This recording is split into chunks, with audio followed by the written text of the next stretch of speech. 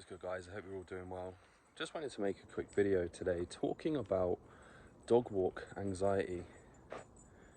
Here comes Freddy boy. Which I think is a very real thing. I personally suffer from dog walk anxiety with what I've been through in the past with my dog being attacked and killed.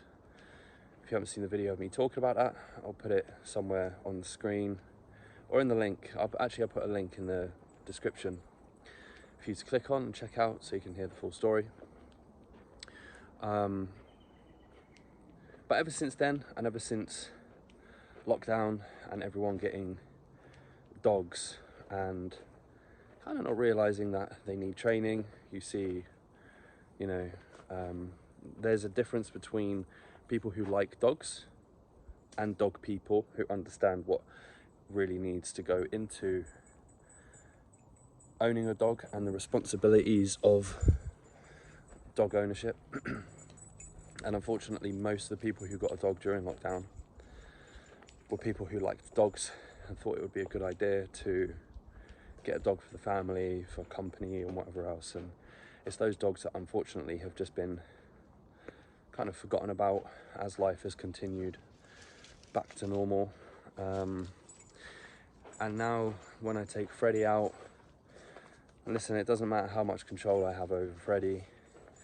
If I've got him on a lead, we're always going to get approached by other dogs who are off lead. And it's draining, it's tiring, it's exhausting. And just last night, I saw that there's been another dog getting killed by an off-lead dog. Now, quick reminder, little dogs like Freddy can also kill other dogs. It's not just big dogs to blame. In fact, it's not dogs to blame in general, it's the owners of the dogs. Just being irresponsible. And as for dog walk anxiety, I don't think I'm the only one out there who feels this way. It's not something I've ever spoken about because it kind of sounds a bit silly, and it would definitely sound silly if you're somebody who owns a dog, who goes for dog walks, who just doesn't worry about these sorts of things, but I certainly do. And it really limits what I'm able to do with Freddy and where we walk and stuff. I'm going to try and use this tree thing to rest the phone on because I'm aware that it's a bit wobbly as I'm walking.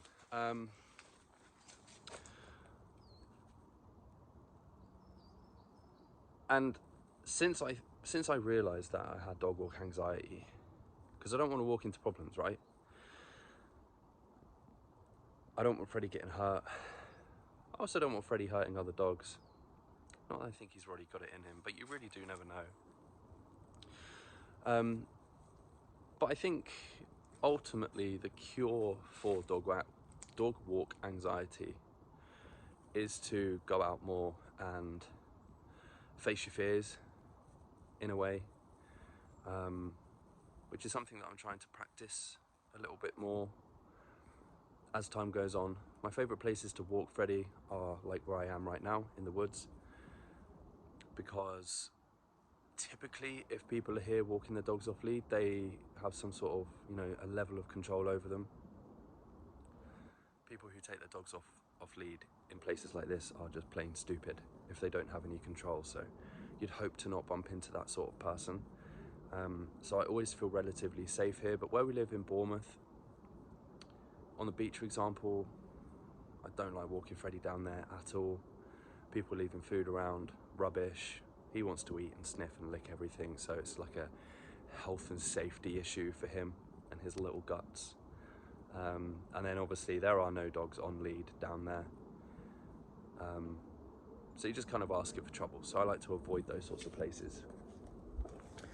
So yeah, moving forward, what I'm going to try and do is just get out a bit more. And with that, I'd also like to start filming more, which is another thing I'd like to just talk to you guys about really quick. One of the reasons I stopped uploading as often as I did is because I really wanted to start getting involved in dog training, start doing some online dog training for my own. which I still have an interest in.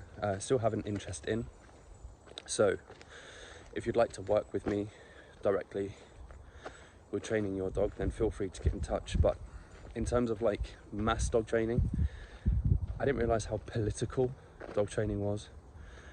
And to be honest,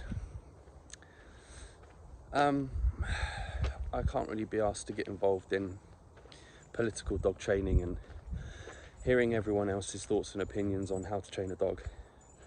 There's a million and one ways to teach a dog how to do a sit.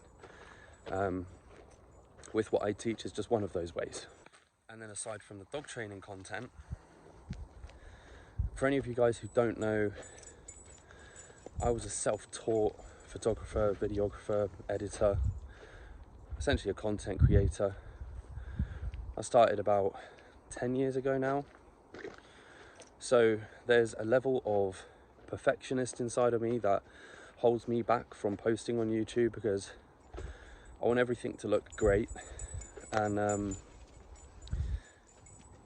you know what, when you're filming some dog content and you're out and about, it's not always going to be possible. So moving forward, I'd like to film just some more vlog style content of me and Freddy getting out and about and doing things, seeing parts of the world. That includes Luna and Isla as well, the greyhound, and the other whippet that we've got. So I think that's about all for now.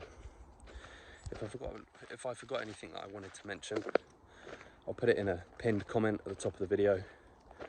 But yeah, hopefully I can get around to posting more regularly of just Freddy and some out and about kind of stuff.